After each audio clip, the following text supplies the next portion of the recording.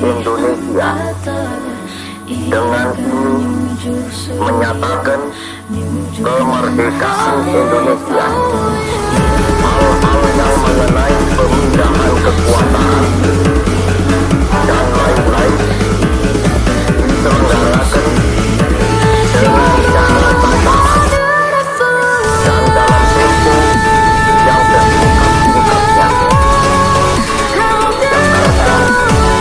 17 Agustus 1945.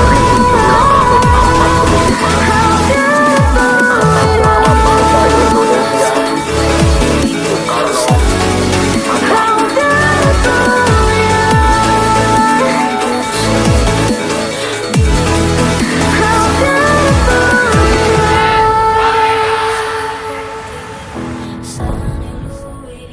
Hatta